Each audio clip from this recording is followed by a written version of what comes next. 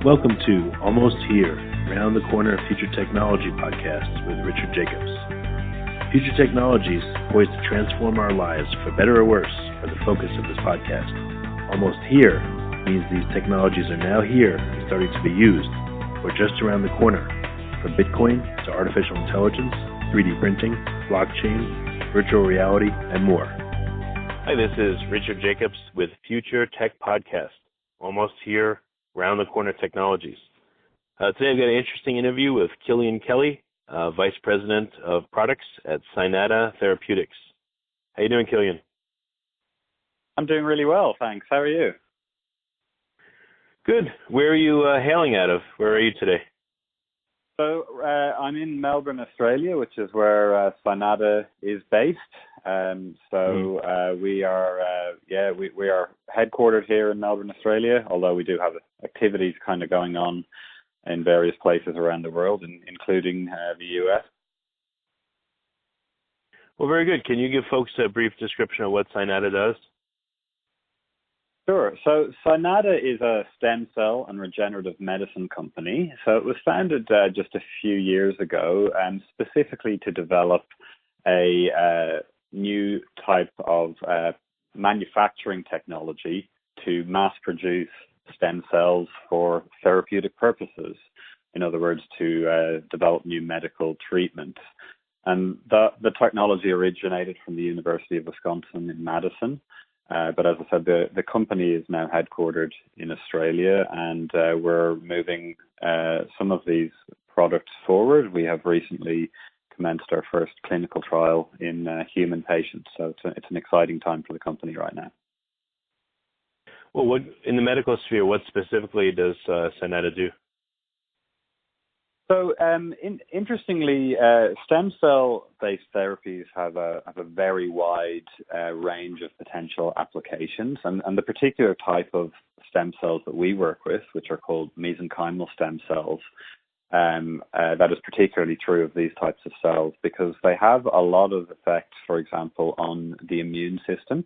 And as you may know, there are a lot of medical conditions where the immune system plays a key role. So it's quite different to, for example, a traditional drug where you typically have a drug that treats maybe one or two conditions. These cells can be used for many different things. Right now, we are focused on primarily on a condition called Graft versus host disease, which you might not be familiar with. It's a relatively rare condition, thankfully, but it's a pretty terrible one, and it's a complication of bone marrow transplantation, which is a procedure that people with certain types of cancers have. And essentially what happens is that the immune cells from the transplanted bone marrow attack the person who receives the transplant. So it's almost as if the person has somebody else's immune system inside them. So it's a really horrible condition, but we're confident that our cells have a real role to play here. So that's our main game at the moment. But the cells also have possible applications in a whole range of other conditions, and we have done preclinical research in conditions including asthma, heart attacks, pulmonary fibrosis, which of course is another lung condition, and various others. So as I said, there's really very broad possibilities with these types of treatments. Okay, tell me more about the treatment. How specifically does it work, in the body? Right. So these cells, what people might be familiar with stem cells is that they have the ability to turn into different types of cells, and that is true. However, the way that these cells work in the way that we're using them is somewhat different, because another property of these cells is that they secrete a whole range of what we call bioactive molecules, which then go and affect other cells in the body. And so in some ways they have been described as, for example, drug factories, because these molecules they secrete are like drugs in many ways. And indeed, one of the pioneers of mesenchymal stem cells, or MSCs as we tend to call them, a guy called Arnold Kaplan, has more recently said that maybe he should have described them as medicine-secreting cells rather than mesenchymal stem cells, because that's kind of what they do. They just secrete all of these different compounds which have a range of effects. But most interestingly, from our perspective, some of these bioactive molecules have direct effects on the immune system. And what they can do is that they can basically calm down an immune response. But unlike, you might be aware that there are certain drugs that suppress the immune system, but in a very blunt way. So in other words, those drugs will almost just switch your immune system off, which is not really a good thing either. But what these cells do is that they essentially respond to particular biological clues or in the environment that they are in. And so what they have been shown to do is to have an almost kind of selective ability to dampen down undesirable immune responses. So what we're hoping to show is that they will be able to minimize or even eliminate the problems caused by many of these immune-mediated conditions, but not necessarily introduce the risks associated with essentially switching off the immune system. Obviously, if you do the latter, you're at serious risk of infection, for example, which is a great problem for many people who are on immunosuppressant drugs. So why do these mesenchymal stem cells help suppress immune response, and do they do it in a natural and good way, or in a bad side effect kind of way? No, so they absolutely do it in a natural and good way, so to speak. So these cells are cells that are in our bodies anyway. So everybody has these cells in, for example, their bone marrow, and indeed in certain other tissues, including fat. So these cells are in our bodies anyway and perform these functions naturally. So what they do is they respond to signals within our body. So, for example, if you have an area of inflammation, let's say you fall and you cut your leg or something, and you have an area of inflammation, what we know is that these cells naturally home to that area of inflammation and almost direct the other cells within your body and what they should and should not do.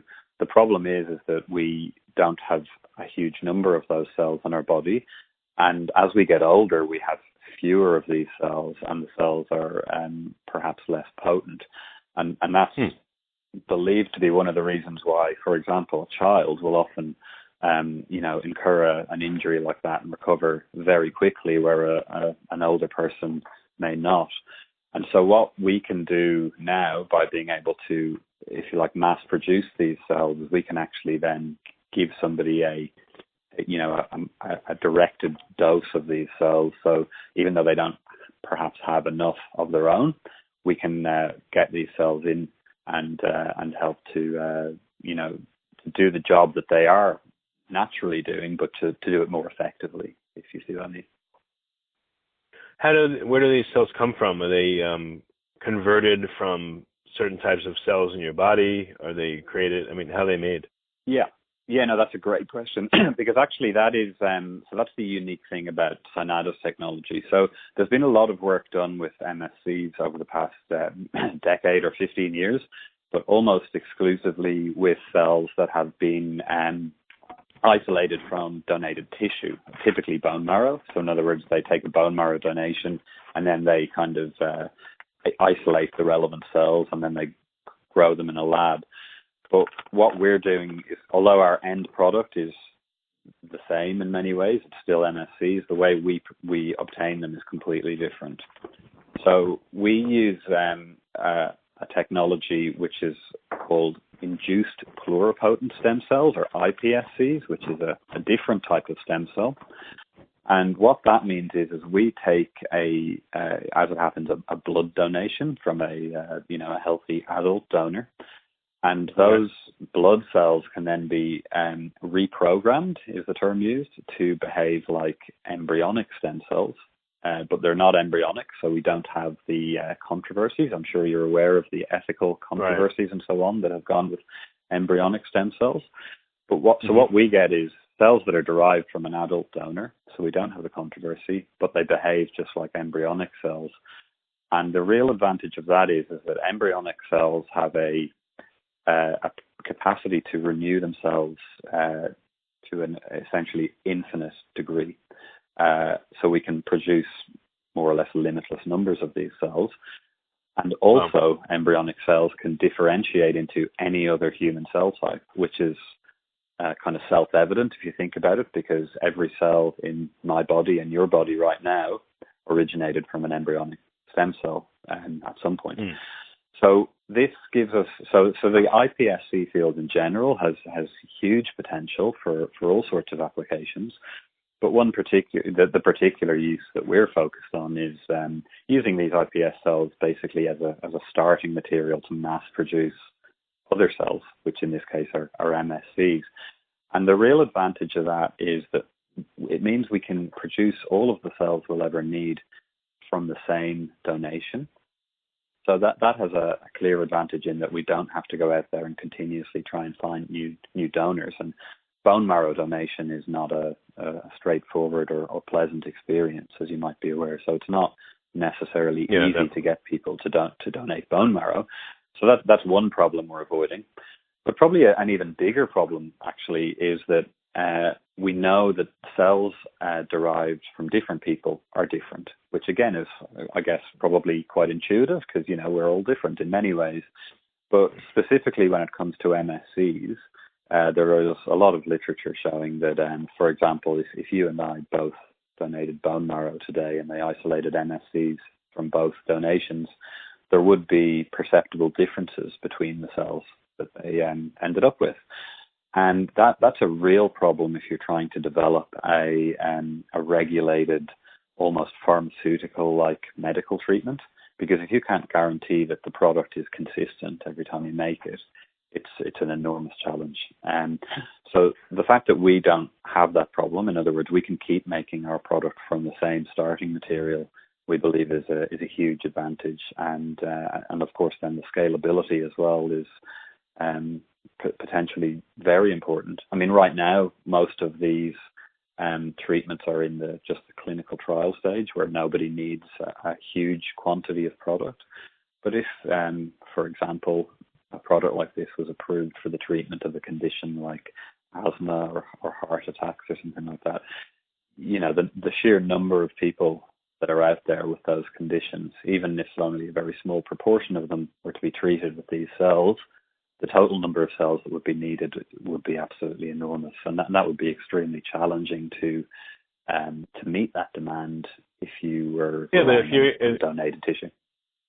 Right. You're saying this can come from the person themselves. It's like, they say physician heal thyself. It's like person heal thyself, essentially, right? Well, actually, so no. So actually, these cells can come from the person themselves, but what we're doing is different, actually. So we have basically a bank of these iPS cells, which came from one individual. And we can then use our product in anybody. We don't need to. Another really exciting property of these MSCs is that they don't trigger an immune response. So if for example, your MSCs were injected into me, I wouldn't have an immune response. I wouldn't, that wouldn't cause any problems. So that means that we can take cells from one person and use those cells in pretty much anybody who needs them. And what that means is then it gives us the opportunity to really make what is often termed an off-the-shelf pharmaceutical-like product. In other words, we just off-the-shelf is perhaps a slightly misleading term because these cells have to be cryopreserved in liquid nitrogen, so it's not quite like a box of pills that sits in your local pharmacy. But the analogy is still valid, I think, because what it means is that there's just a single product which can be supplied to anybody, and it's there and it's ready and waiting. The patient who requires the treatment doesn't have to undergo any tissue harvest procedure or anything like that. Right. It's simply something that comes in and would get typically, injected or infused into them, just like an IV, antibiotic solution or something like that would be administered. So from the patient perspective, this would be a product pretty much like a typical pharmaceutical product. So that really opens up the possibility that it could be something that can, really be rolled out to the masses, if you like. It's not necessarily a kind of a specialist procedure that only a handful of people might have access to. What stage are you at with it? I mean, you said a lot of these procedures are in clinical trials. Are you beyond that? Yeah. Are you at that stage? No, we are at the clinical trial stage. So there have been a huge number of clinical trials conducted with MSCs from the traditional source, in other words, from bone marrow and so on. In fact, I think it's now up to about 700 clinical trials all in a whole range of different conditions. And some of those trials are the big, phase 3 trials, which are the last stage of trial required before registration for commercial use. But with our specific technology, as I said, this is a kind of a second generation manufacturing process. So we're just in our first phase 1 clinical trial right now in patients with graft versus host disease. So we obviously are really keen to get the results from that trial, and we think we will have results during this calendar year. So and then from there we plan not only to progress with graft versus host disease, but also to commence clinical trials in other conditions as well. So the road to get through all 3 stages is how long on average? Like 10 years, 15 years? Yeah, so it does vary a little, and partly based on the actual condition being treated. Probably, I suppose on average, I think it's about 7 years, in fact, once you started phase 1. But as I said, it varies a bit. And interestingly, with regenerative medicine products, there are now some opportunities for much faster progression, notably in Japan, as it happens. They recently introduced new regulations that are specific to regenerative medicine, cell-based products, where at the end of a phase 2 study, you can then get what's called a conditional approval, which is valid for 7 years initially. But although it's called a conditional approval, during that 7-year period, there is really no practical difference between that type of approval and the full approval. In other words, the product is on the market. You're then just required to do further trials during that 7-year period to be allowed to continue to market it after that point. So what that means is in Japan now, there is a real opportunity to get these products on the market very quickly. And that has resulted in a lot of interest among Japanese companies. And we have actually done a deal recently with Fujifilm, who I'm sure will have heard of from their photographic film days. But they probably what's not as widely known is that they have branched out very widely. I guess they saw what was coming with regard to digital cameras and so on. And one of their areas of focus now is regenerative medicine. And so they recently have invested in Cynata. They've acquired approximately 10% of Cynata stock, and they have taken an option over our graft versus host disease product. And so I guess the new regulations in Japan are probably one of the things that has encouraged companies like that to really take an interest in this sector.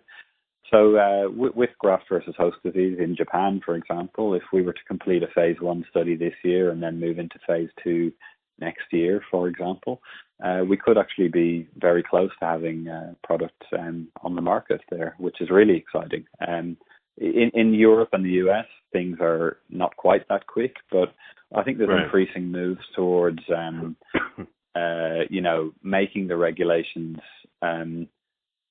to tailoring them, if you like, towards these types of products, because they are quite different to drugs in many ways. In that, one important point is that the cell-based therapies, for the most part, have not been shown to have any particular adverse effects. So I think it changes the whole risk-benefit balance from the regulatory perspective, and I think that's really what motivated the Japanese to change their regulations. So, we'll see if similar moves take place, for example, in the US. I know that President Trump is talking about changing the way things are regulated across the board. So I guess nobody really knows what that means in practice at this point in time. But we'll see as time moves forward. Well, I mean, there's, like you alluded to this, there's thousands, hundreds of thousands, millions of people that have all kinds of terrible conditions that, clinical trials are wonderful, but they don't want to wait for them to go through while they die. So, thank God Japan and places like that are trying to speed this along. I know we don't want to compromise anyone's safety, but on the other hand, the more technologies that are in place that can save lives, the better, the faster. Well, absolutely, and I think that you've kind of hit the nail on the head there. The safety concerns are obviously really important. Nobody wants a situation where new medical treatments are just freely launched onto the market with no oversight, especially if there's a risk that they would actually do harm rather than good. And so that's really where the whole regulatory framework that sits around drugs came from. We had disasters like thalidomide in the 1960s and so on, where nobody had really evaluated what effects they might have on an unborn child and so on. And so that's really what prompted that framework. But as I said, with these cell-based therapies, so far at least, there really is no evidence that those kind of problems are are out there with these cells. So I think it really does change the perspective. And as you say, it certainly is a terrible situation when people have a debilitating condition, potentially even a life-threatening condition, and they're aware of a treatment that might be able to help them, but they can't access it. And unfortunately, that is the reality for a lot of people a lot of the time. So I think anything we can do to kind of speed the process up without compromising patient safety is right. That's what everybody should be working towards. Is there a black market for, I'm not asking you to tell people how to access it, but I mean, is there such a thing that you've heard of for clinical trials or treatments that, aren't out commercially available, but people are so desperate to get them that they somehow find someone to provide them? Have you heard of such a thing? I don't think so, really. Primarily because most products, ours is no different, but the same would be true of pretty much any therapeutic product, really. In most cases, there would be no way to access the product without the company itself supplying it. So unless the company was complicit in that, it would be hard to see how it would happen. I guess where you have, there probably are some rare cases where something like that might be possible. For example, if there is, if the drug or the treatment is based on a kind of a compound that is already, accessible from some other way. So sometimes you have, for example, something that might have only been used as a food additive, and somebody kind of decides that using it in a higher quantity might make it have therapeutic purposes or something like that. And in that case, maybe there might be some opportunity, but generally I don't think that's really a big problem at the moment. As I said, generally these products are, there really is no way to get hold of them without the company itself supplying them.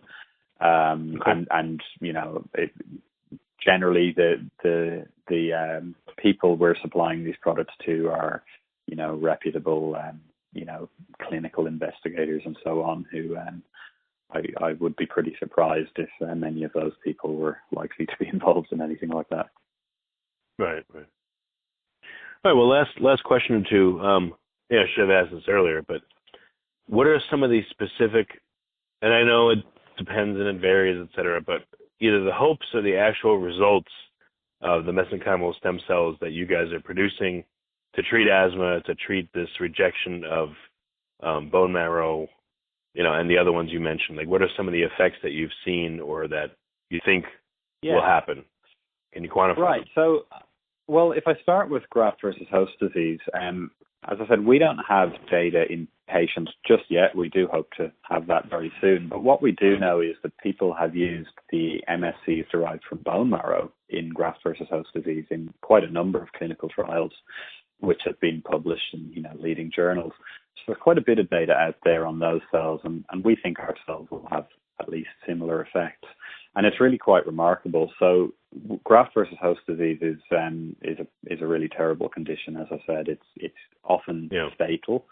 And what we've seen is with bone marrow derived MSCs is that patients treated with those MSCs have what is called a complete response in up to 70% of cases. And a complete response means that the GVHD is literally gone. They have no more symptoms of it. So that's great. It's amazing. Yeah. And so the first case report of using these cells for those patients was in, I think, 2004 in Sweden, and it was a child who was expected to die imminently. And the child made a complete recovery and was still alive, I think it was a year later, according to the publication. And they commented that, they had seen, I can't remember the exact number, but it was a large number of patients with a similar grade of GVHD, and they had never seen one survive a year before. So, we're talking about a really remarkable effect. So that's what we're hoping to kind of see. Now, as I said, that was in about 70% of patients in most of these trials. So, unfortunately, it's probably not going to work for everybody, but, that would be a pretty amazing outcome if we saw something like that. So we're really, really hopeful about that one. In asthma, again, we haven't moved into a clinical trial there yet, but we did announce some preclinical data in a mouse model of asthma recently, and the results were really quite remarkable there as well. So what we saw was that the MSC treatment reversed. There's a few key features of asthma. One is obviously this, what we call airway hyperresponsiveness, where, in response to an allergen or something, the airways kind of constrict, and that's why people have an asthma attack and struggle to breathe. So first and foremost, we found that the cells almost eliminated that airway hyperresponsiveness. So the asthmatic mice were almost the same as the mice that had never had asthma induced after they got the treatment. So that's really exciting. But even actually more interesting is what we see in asthmatics in humans as well as in animals is you get what's called airway remodeling. So because it's a chronic condition, what you have is you kind of get fibrotic changes in the airways and so on, which so you're pretty much getting lasting damage there that generally doesn't go away, and existing drugs don't reverse scarring, at all. Yeah, exactly. But what we saw was, so in these mice, is that the cells actually reversed that to a degree as well, which is, as I said, not something that has been seen with any existing treatment to my knowledge. So we're really excited about that one as well. Clearly, it's early days. As I said, we haven't started treating humans with asthma yet, but it's something that we're we really want to move forward. Again, asthma is an extremely common condition, as you probably know. Particularly in Australia, for some reason, about 10% of the Australian population has been diagnosed with asthma, and it really is. And some people are kind of under the impression that it's asthma is just kind of a bit of an inconvenience, and people use an inhaler and then they're fine. Well, I have asthma, and I know. I have asthma, but it's pretty well controlled. But some people it's very scary. They have to go to the hospital multiple times, and they could easily die from an attack. Absolutely, and that's just what I was going to say. I mean, in some people it is true that it's perhaps not, it doesn't have a major impact on their life, but there's a real spectrum. And in some people, they cannot get the condition controlled, and they end up in hospital regularly, and people still die of it. So in Australia alone, I think there are between about 200 and 400 people die every year of asthma, and the population of Australia isn't very big. It's about 23 million. So you could probably multiply those numbers by 10 or 15 if you want to consider a country like the United States. So it's still for at least a section of the population, asthma is an absolutely huge problem, and that it's kind of that end of the spectrum, if you like, where we see that our therapy is probably going to be targeted initially, and if we can bring a meaningful disease-modifying effect to those people, that would be huge. Right. Well, very good. What's the best way for people that are interested in learning more about your research and perhaps even clinical trials when you're ready to contact you? What's the best way? Well, we have a website, of course, which is www.cynata.com. Cynata is spelled Cynata. There's lots of information on there. Actually, we have, we realize that, the technicalities of this is not something that many people are familiar with. So we've got an FAQ section there, which tries to, explain things as well as we can. And of course, there's also an email address and a contact form on that website. So if people want to get in touch, they can do so that way. And our clinical trials will all be, there'll be information about really whatever we're doing on that website. We try and update it as often as we can. Okay. Well, Killian, thank you so much for the time. I appreciate it. It's been a great interview. Thank you. No, thank you. It's thanks for the opportunity, and I've enjoyed it. And it was great to talk to you. You have been listening to Almost Here, Around the Corner Future Technology podcast with Richard Jacobs. Subscribe to this podcast, post a review to discover more future technologies that are poised to transform our lives for better or worse, such as Bitcoin, artificial intelligence, 3D printing, blockchain, virtual reality, and more.